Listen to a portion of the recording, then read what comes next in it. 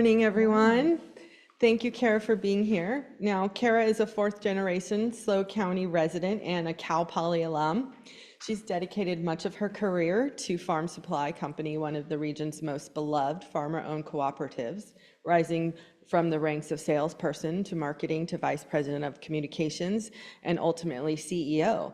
And now, earlier this year, she transitioned to her new role at Charities. And so we're going to learn more about her journey, and we're excited to have her with us this morning. Thank you and welcome. Thank you. So Cara, tell us a little bit more about being a fourth generation SLO County resident and what drove you to stay local and go to Cal Poly. Yeah, well, first of all, thank you for inviting me. I think this is an incredible program with SBDC. I was telling Donica early that Farm Supply has benefited from some of the services here, so it's really great to be back and asked to speak to you this morning. Yes, I am very proud to be a fourth generation native of San Luis Obispo County, Morro Bay specifically. Went to Morro Bay High School, as did my parents and my brother and my cousins. And so we feel very grateful to live in this community, live and work in this community. As you all know, that is getting harder, right? To be able to stay here by yourself, to have a family. And so my family doesn't take for granted that our roots are here. And so growing up here on the Central Coast, my life was in agriculture and construction. My dad had a construction company. My brother started his own construction company and also operates rock quarries here on the coast. And so I grew up in a family where hard work and integrity and knowing that the world is bigger than you are really does pay off and provides you with a full life. And so I'm so grateful that I've been able to stay here. I was gone for a year after high school with the FFA program, the Future Farmers of America, and I spent a year as a state officer. And so I traveled over 40,000 miles all over California. This is over 30 years ago now, promoting FFA in agriculture. And that even solidified for me more that I wanted to come back here and continue to do good work in our community. And that's, again, I always knew I wanted to go to Cal Poly. So I actually split some time between Cuesta and Cal Poly and was really grateful to get a Bachelor of Science degree in agricultural science with a minor in ag business and ag comm. And how small those minors might be looking back now, those just few couple classes, I would say it was really that ag business and ag comm that really, shaped the trajectory of my career. That's amazing. And now I know you're still really involved with Cal Poly. Tell us a little bit more about your current affiliations and what you do with the school. Yeah, so I'm so proud to be a Mustang and have attended Cal Poly. And my exposure truly up until the last 10 years was really within the College of Agriculture. That has been where I've spent most of my time. Fortunate enough to speak in a class occasionally or volunteer for something that's going on at campus. Also Farm Supply with JB Doer and Ag West Farm Credit. Always sponsored the State FFA Finals Barbecue, where we serve 2,500 high school students from all over California every May. So that would be my exposure to campus. However, I want to say 6 years ago now, I should have thought of the year, I was asked to join the Cal Poly Corporation Board, which now we call Cal Poly Partners.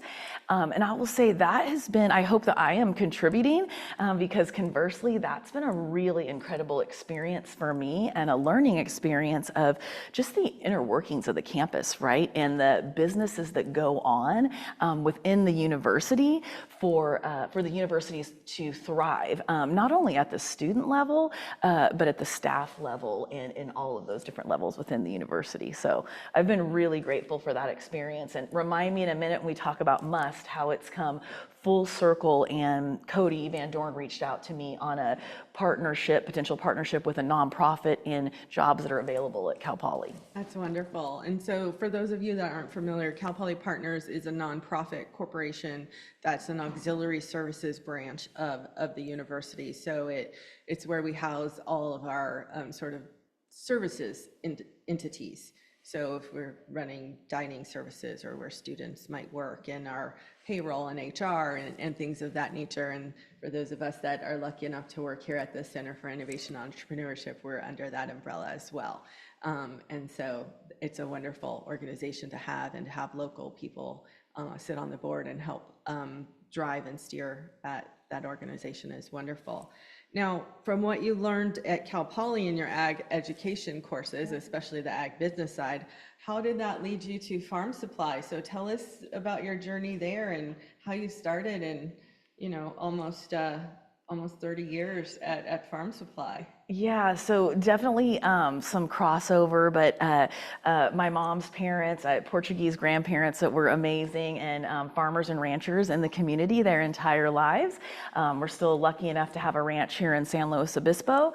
And so it was really my grandfather, that gave me a love for agriculture, and just the beauty around watching things grow, and the responsibility we take in that to do our part to feed part of the world. And so my connection to Farm Supply really was going there on the weekends with my grandfather or my parents to get the supplies that we needed to do the work either at our construction yard or the ranch.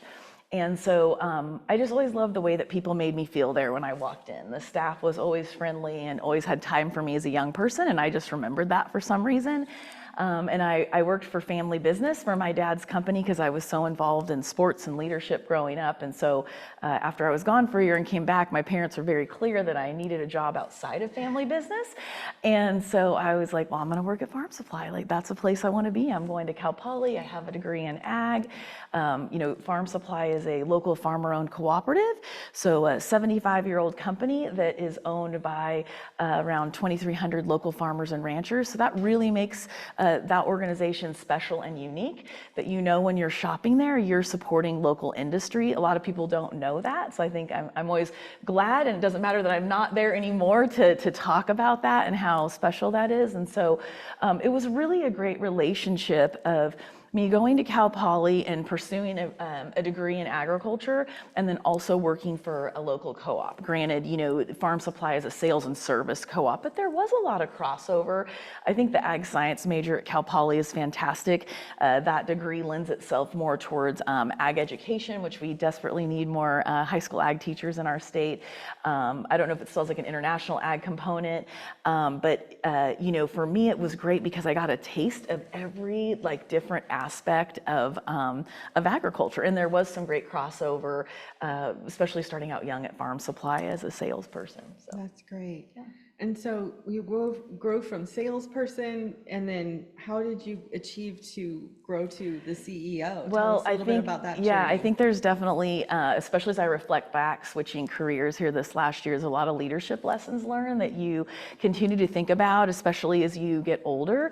And I was very fortunate in that the leaders of our organization, our CEO at the time, when he retired, he'd been there 53 years. Our CFO had been there 40. That's a very long time for two people to be in one organization.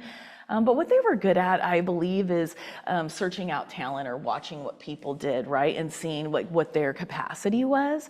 And so when I was getting ready to graduate Cal Poly, I really thought that I would have to get a job out of area, something that I really loved doing that was really going to fulfill me. But I realized I was going to be very unhappy after work or on the weekends, missing activities with my family, because that is a top priority for me. So when I talked to the leaders at that time, they established a marketing coordinator position for me. Now, I did not go to school for marketing, as I mentioned, but what I'm really grateful for is they took it from a standpoint of I was passionate about the organization, and they felt that those were skills that I could learn to be a contributor to the organization. And so so much gratitude for them for my entire life of seeing something in me and giving me the opportunity to grow within an organization and be able to stay in the community that I love so much. The marketing coordinator position, I worked with a local ad agency because I am not that creative. So I was very grateful that I was the liaison between the ad agency and Farm Supply. It's been really rewarding as I've joined MUS 3.5 months ago. It's come full circle, and I'm actually in charge of part of my job is in charge of our communications and marketing plan. And so that's really cool to dip my toes back into that and see how I can contribute positively. So it comes full circle. And then I did that for quite a few years. And then there was around 2014, the company needed to do some restructuring as top leadership was looking to retire. And so I was given an opportunity to be in a vice president of communications role, which really probably played, best to my skill set of public relations, employee engagement, things of that nature. And then in 17, there was an opportunity to apply for the CEO role, which is not where I saw myself in my career, but very, very grateful for that opportunity, and that I decided that I wanted to apply and was selected and spent almost 8 years in that role. That's wonderful that you were able to grow with the company. And how did you see Farm Supply growing over the 3 decades that you were there with them? Yeah, that's a great question. It's been interesting. I think, again, leadership before me, this was my observation. It was a very simple model of, one, what does the community need? When you're retail, and a lot of industries are hard right now, so I'm not gonna say just retail, but retail is very challenging right now, especially because we are a brick and mortar organization. We don't have e-commerce, things of that nature. But what they did was really grew with the community. What are the needs of the community? And so I laugh that when I started coming there as a young girl, I remember, I don't remember them having a clothing department, right? But luckily they're like, okay, good, people are wearing clothes. Let's bring a clothing department in. And then I'll never forget, they would have a pallet of the worst dog food. Granted, this is the 80s and we knew nothing about animal nutrition, right? Maybe not even people nutrition at that point, I don't know. But this terrible pallet of old Roy dog food. And I was feeding my precious dog that. And I'll never forget when I started at Farm Supply, this new pet food came out and it was all the rage, and the owner of the company would come talk to us, and I went home and told my parents, I'm like, we have been killing our dogs all these years with this terrible food. And so really now you can go into one of the farm supplies and you could buy a bag of dog food for $80 if you choose. Mm-hmm. So I think that has really been the evolution. And then we are very fortunate with the bounty of agriculture that we still have here on the Central Coast. I'm going to say, unfortunately, that is less and less, because that's how I feel personally, because of my love for agriculture and the farmers and ranchers. I think you're going to find it hard to find better people than people in that industry. At the same time, my family's in development, so I see both sides of it, and the growth that is potentially needed on the Central Coast. So then I think there had to be a real transition to agriculturalists own the company. However, to keep the doors open, you have to be thinking of what are more retail products that the masses will come in and purchase from the company that keeps the doors open for the owner. So, that's when you would see expansion in some of the product lines at Farm Supply. With the new CEO, I'm just a spectator watching now what's going to happen next. And so I'm really excited to see what the next evolution of Farm Supply is going to look like, because it definitely did need change, and some of my reasons for making this change for me as well, and for Farm Supply. And so, I'm excited to see what happens. And the board did hire a CEO who actually is also a Cal Poly grad, and he definitely, in my opinion, has a career of next level of what exposure he has had out in the business world. And so, we'll see what happens. I'm optimistic for the changes that they'll be making. That's wonderful. Yeah, the evolution of dog food in the last, 10 years, I think, has been incredible, of what we see now and what we're feeding our pets. And I know personally, yes. Yeah. We spend a lot on our dog food at our house, so. It's there's a whole psychology behind it. We could talk about it the next hour, of people treating pets better than humans. Mm-hmm. I mean, really, or people come in that have paid, a couple $100,000 for their horse, right? Now, granted, mm-hmm. That horse has a job, and it's a show horse, or it's a performance horse at some level. But I do tell people, if things get really bad with the grocery store, I mean, would I be opposed to eat one of those dog foods that's human grade? I don't know. I mean, you look at that ingredients, you're like, that's impressive, right? Right. I know. It's but working with the farmers and the local community must really help translate to what you're doing at Must Charities now. It did, yeah. I tell everyone it's been a really incredible transition for me. Farm Supply was really a labor of love and sense of connection to community, my family, and industry. But Must is really a dream job for me. It's really bringing together all the things that I love and where I think my greatest skill sets are, to give back to this village that I love so much. What's amazing about Must and the connection is it is rooted in ag. It did start in our local ag industry, so that checked that box for me because I was open to working outside of industry if a good opportunity came up, because I would always be connected to ag. And so that was really fantastic that Must was started in ag in 2012. It was started by local winery and vineyard owners in Paso Robles, actually. And so it was initial intent was in North County for North County, but as we'll talk this morning, really the entire San Luis Obispo County benefits from Must and the incredible projects that they do. But it was 6 founders, winery and vineyard owners, that realized they needed to create a new model, and it's a collective social giving model.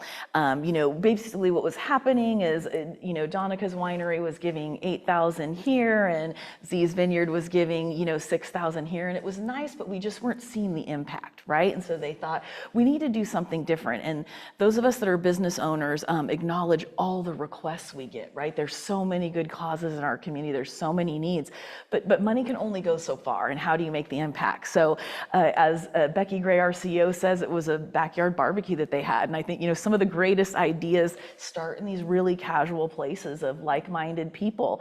And so came together and said, okay, here's what we're gonna do. And we're gonna look at the greatest needs here in the community. At that time, really North County specifically, and how can we improve upon that? And so we really do focus on, needs of poverty and hunger and youth. And so as they started looking for the first project, it was the Boys and Girls Club in Paso Robles. And I encourage you all, I brought some things this morning, but to go on our website at mustcharities.org and go to the project, and you can scroll all the way down to what those first projects were starting in 2013. And it was a club that was needing a lot of assistance, and Must came along and was able to work alongside them and help them build it back up to, I believe at the time, one of the top rural clubs in the US.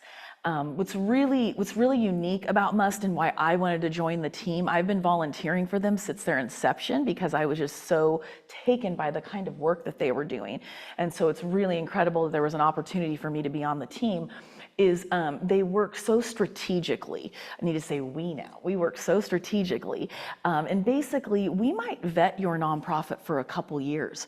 We wanna make sure that you're ready to come along and have a partnership with us. So that might be through strategic planning, some type of business plan, updating a marketing plan. What does our partnership look like? And so we're gonna come up with a very strategic plan together. One of my teammates might sit on your board or offer some other type of support. And what's really great is that, our team is outside of, we're not in the weeds of your organization, right? We can look at it from another lens and really see how we can help you and empower you to really improve upon the great work that you're doing. So, we've committed at this point over $12.5 million back into our community. And we have helped programs like Boys and Girls Club, CASA, Echo Homeless Shelter. I'll talk about the food bank here in a minute. Lumina Alliance, we gifted, that would be what we would call the women's shelter, but that's just one service of many that they provide.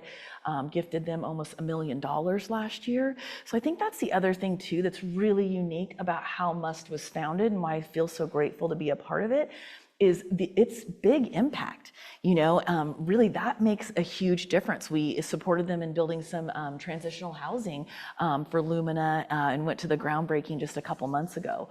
The other thing I want to mention quickly about Must that really drew me to the organization and their model is we were founded on a 100% model, or we call it the Roots. So we are governed by a board of directors, and their commitment is that overhead, so staff salary, there's 5 of us on the team, it is a give or get. So any dollar that you give to Must your entire dollar goes to the cause. And I won't give too much education this morning. If you start to look into some nonprofits, we have so many incredible local nonprofits in our community. And I talked to a gentleman already this morning that's involved in one. And so, do the research, learn about those nonprofits. There's so much good work going on in our nonprofits locally. And when you start to expand outside of that sometimes, I'm going to say out of area in this case, and you start to read where the funds are going, it might not be going exactly to where you think it is, right? And so I feel really lucky in my role of development and community engagement that I can go out and say, here's the model that we work off of. And I can tell you that, your dollar, however many dollars that is going to go direct to the cause. So that's really special. You don't see that a lot. Yeah, it's a very unique model. It is. It's not the typical nonprofit model, but that's great. So what I was looking at their website as well, and to just show that all the operating costs are separately funded, whether it's board member giving or our private donations just for the operating costs. So all the donations go directly to the specific charities. So why don't we start with the video that you've brought about a very special project. So this is, we just launched this project almost a month ago. This is our newest project. It's with the SLO Food Bank. We are very, very excited, and I brought some flyers if anyone has interest of taking it with you and you would want to learn about more, but this just does a great job explaining it, so I'll quit talking and we can watch it.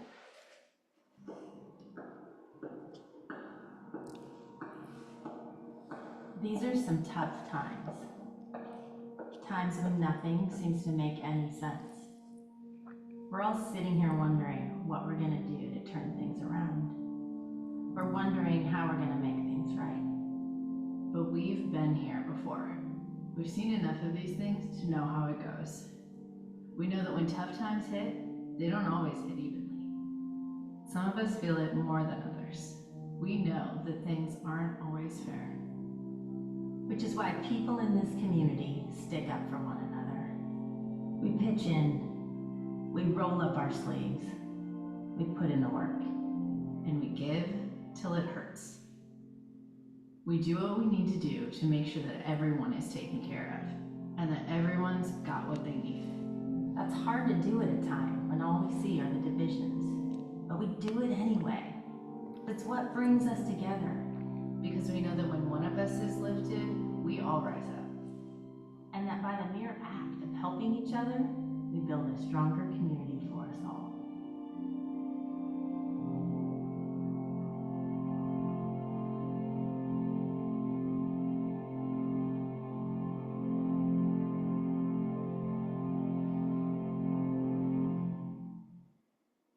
We have a lot of work to do, no matter what you give, no matter what that looks like. Together, if we help those in need, our entire region succeeds. About 1 in 6 of our neighbors are facing hunger. More than 45,000 people are coming to the food bank for support every single month. And it is in every neighborhood, in every community. We have so much bounty at our fingertips. Everything that we grow and raise here. Yet we also have people in our community who don't have access to that luxury, and they should. Whether they face barriers that are preventing them from accessing the food that their families need. First and foremost is making sure that we understand when and where our community could be most effectively served, and making sure that if someone speaks Spanish or English, really whatever language they speak, we're able to get that insight and feedback from them. And then to be able to tweak what the food bank provides, that will allow for the people that are in need to get the resources and the food they need for themselves and for their families. When we know what people want, what people are gonna eat, we aren't buying things, we aren't sourcing things that are just gonna end up going to waste. We've discovered through feedback, people really, really appreciate produce. They often mention it's one of the most expensive things to get at the store.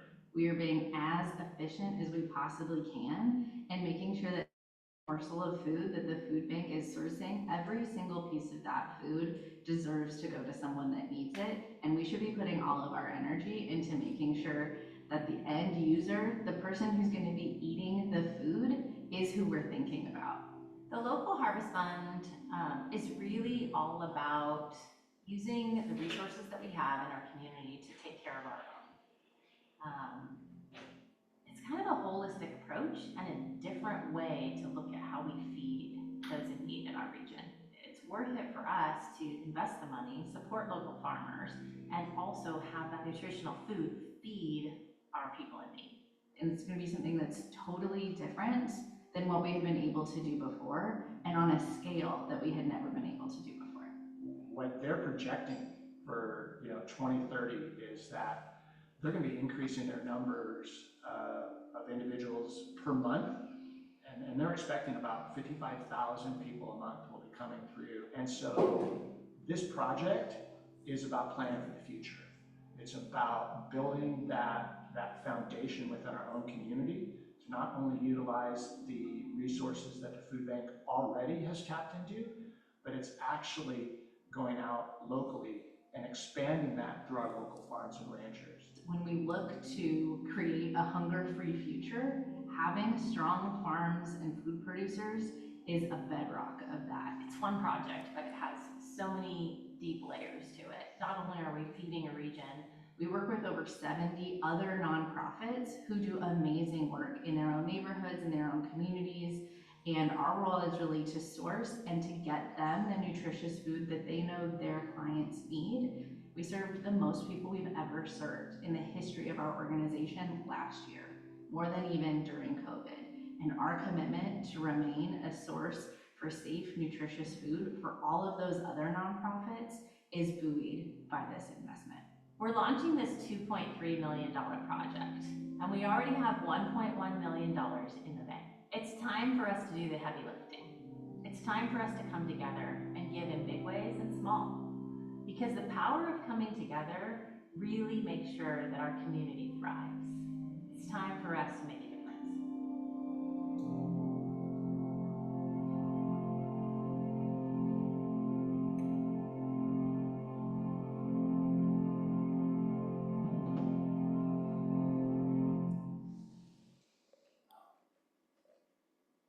I think it's the first time I haven't cried watching that. Well, tell us more about the initiative with the food bank.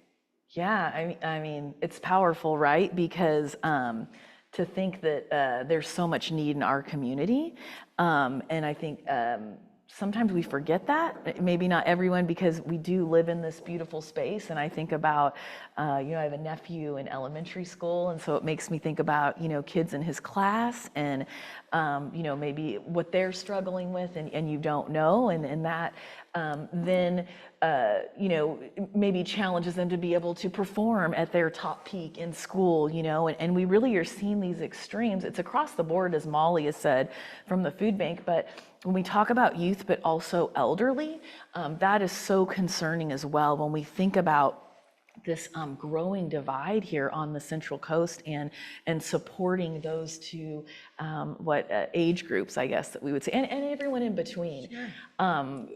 My team and I joke that I could not have come on at a better time to Must Charities.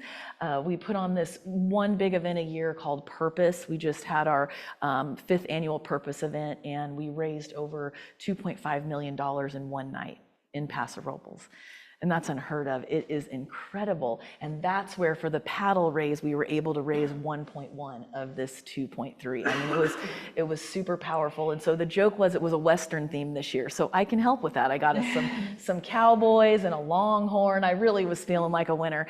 I said, if it's a theme about Paris, I'm in trouble. And so I was able to help with that. And then it just so happened that all these conversations had been going on with the food bank. And so here we're launching this project. Obviously, this is something very near and dear to my heart because I grew up in a home of ag and construction and giving back to community. And so it's really exciting for me to not only have the opportunity to talk to my friends in our local agriculture industry. Of course, anybody can help, but but I've never seen this model where we're saying, we are gonna buy more from local farmers and ranchers. That's really unheard of in a food system model like that.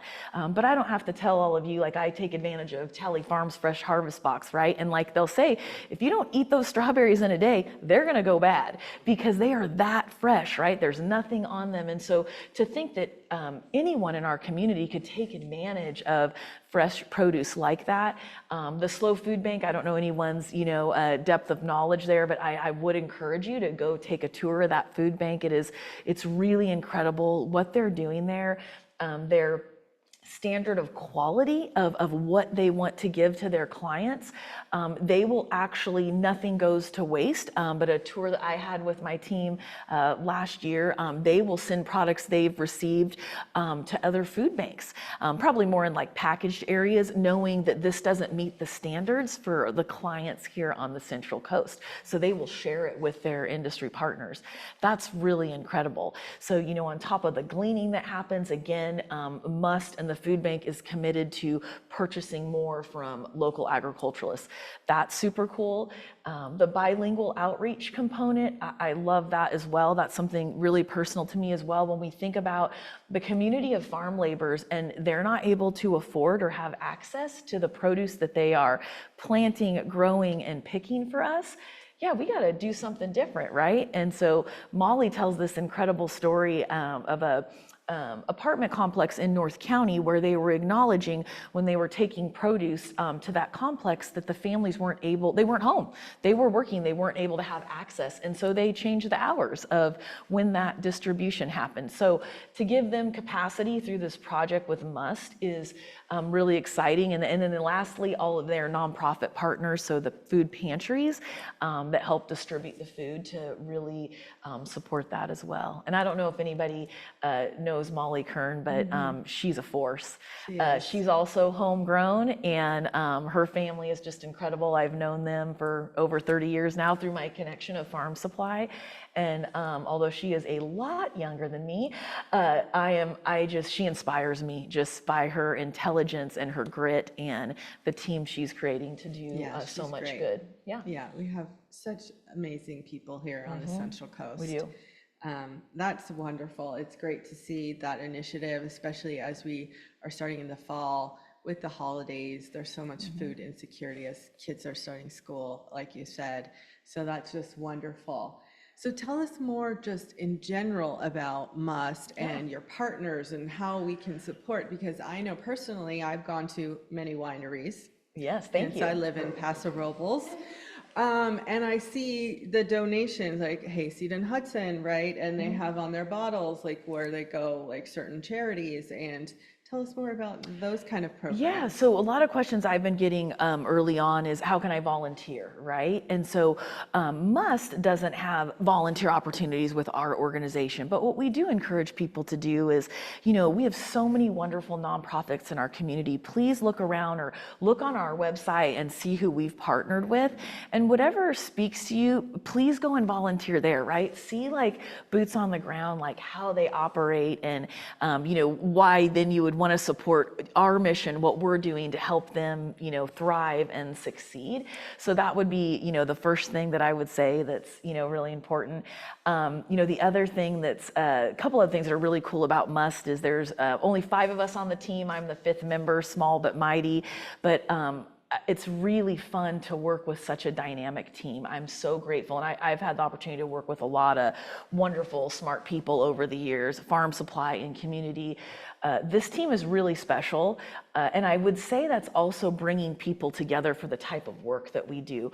One of my coworkers who I knew prior to joining the team, when she knew I wanted to come on, she said to me one day, she goes, "Cara, this is a lifestyle."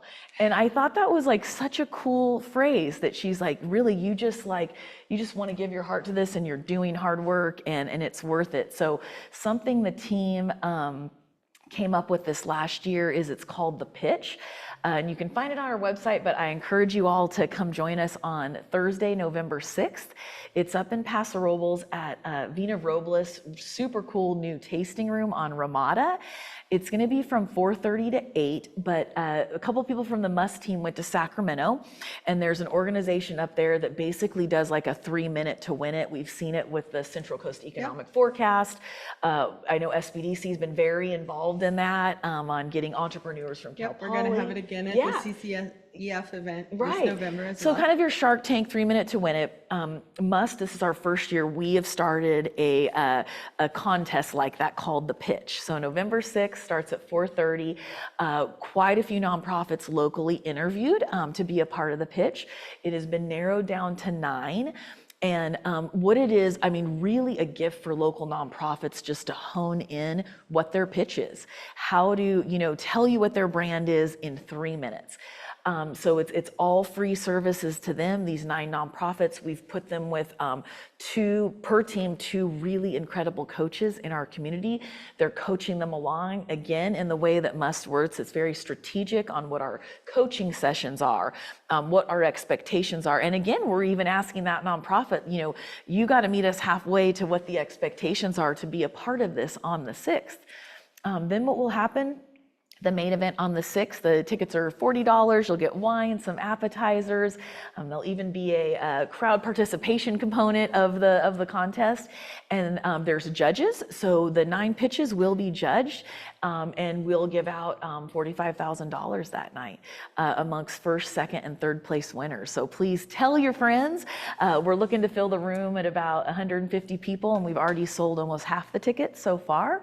So I encourage you, because that's going to give you a great snapshot as well, if you're in the nonprofit world or not, just all of the incredible work that's going on in our community.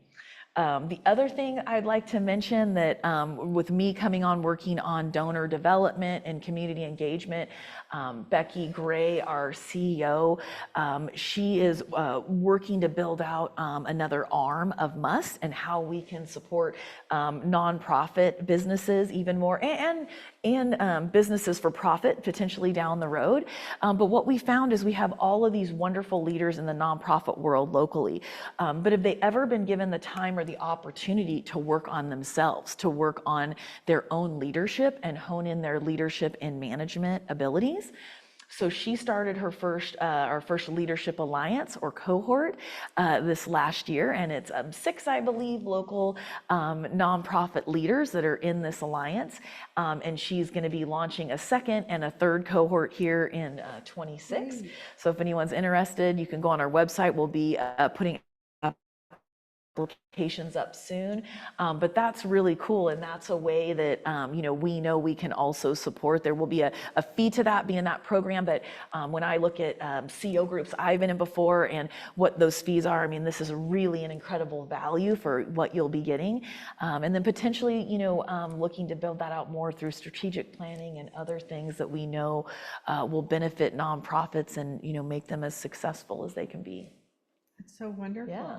So what questions does the audience have for Cara? Questions? Yes. This is a microphone. That is so great. I need that. Thanks.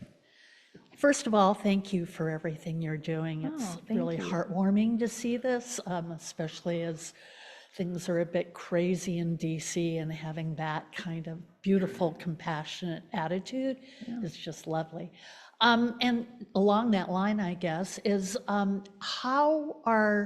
is the organization addressing the amount of small business farmers that are getting overtaken by corporate farmers, and how can we keep our farmers small and happy? Yeah, great question. Thank you. And the other thing, I should mention as well with, there is a lot of nonprofits that are struggling with the federal cuts right now. Must, it's all private donations. And so that is a great benefit to us as well, how we operate and are able to help some of those nonprofits that are having challenges with, cuts and grants or whatnot. This is going to be my personal opinion on how to help the local farmer, because that's not what Must does. But what I will say again, my soapbox always is, and this can go for any industry, but support local, support your neighbor. You know, the bounty of fruits and vegetables and proteins that we have on the Central Coast, even a handful of people I know that grow and sell their own beef, either in market or online. Please research those. Talk to your neighbors if they're in ag. Go to Farm Bureau, our San Luis Obispo County Farm Bureau. They have a lot of members that are local farmers. I also encourage people to look into what you consider a corporate farmer, right? And the reason why I say that, I'm a believer in conventional and organic farming. I do think that there is a need for all of those different type of operations in the world for lots of different reasons. And some people, especially when you go into Santa Maria Valley, where there's just an incredible bounty of produce, you would consider some of those bigger operations corporate farmers. But when you look at their story and you see that they are 4th generation to Santa Maria Valley, and their great-grandfather at this point immigrated here from, the Azores or Switzerland or whatnot, I don't view that as corporate farming. I view that as their ancestor came here for the American dream, and they far exceeded that with what they have done and the legacy they have built. So that would be my first thing. My second thing is farmers markets. We are so lucky with all of our local farmers markets, really in every city now, Yes. right? So I encourage people, Farm Supply even has a farmers market on Tuesday afternoons. Those are ways that you can support and spreading the word, because I have a lot of concern around the agriculture industry, specifically in California. The regulation is making it almost unbearable for them to do the job that they need to do. I even noticed that at my time at Farm Supply with regulation and all of the products that were being pulled off the shelf. You heard it here first. I do think we're going to be overrun by gophers and squirrels in California because we're having a hard time of finding ways to, get rid of those rodents. So I also understand on the flip side with, EPA, there are reasons why we want to take some of these products off the shelf. I just wish the powers that be would maybe talk to some more people in industry and collaborate on what really works or not. Because you're sitting in office, just assuming this is very bad, but you have not been to a farm to see how they're using it appropriately, and actually the integrated pest management tools that they're using. I appreciate you asking this question. I could talk for another 5 hours because one thing I always tell people, I guess in any industry, there's always one person that ruins it for everyone, right? But what I can say about agriculture is, again, you're not going to find a finer group of people that love what they do. And it really is a labor of love, and their intent is not to damage their ground or their neighbors, because this is their land. They need it to survive, and it's a livelihood. And there's pride in that as well. So I would just say, find out who you want to support, like what, and get to know your farmer and rancher. There's a program called Farmstead Ed that a friend of mine runs. She does these amazing tours on the Central Coast, and I'm happy to give you information after as well, that you can learn more about who's growing what, because it's incredible. I just saw a post this morning, olive oil, we have some amazing people with olive trees processing olive oil locally, what the how diverse even some of our winemakers have been with their grapes, how they're processing things differently, not just for wine. Supposedly we're becoming a healthier society and people aren't drinking as much. What? So, but I guess it's a thing. So, I would encourage you to ask around, and then please educate others on that, right? Like, I love talking about that, and and take tours. There are places, Tally Farms is a great place, for example. I love encouraging people to go out there and look at their operation, and then, grab a glass of wine across the street if you want. So did that answer your question? Yeah.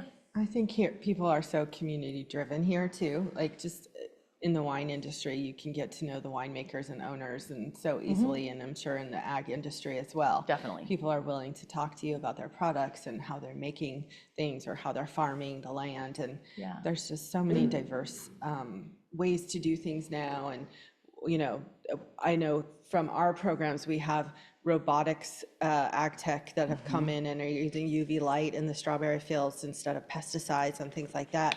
So there's a lot of progress being made, but you have to do balancing with the political arms, right? And understand, how do we get rid of the rodents, though? That's not good. The light robots aren't going to help with that. So we can figure out how to reduce chemical impact, but not some other things. So there has to be some kind of compromise.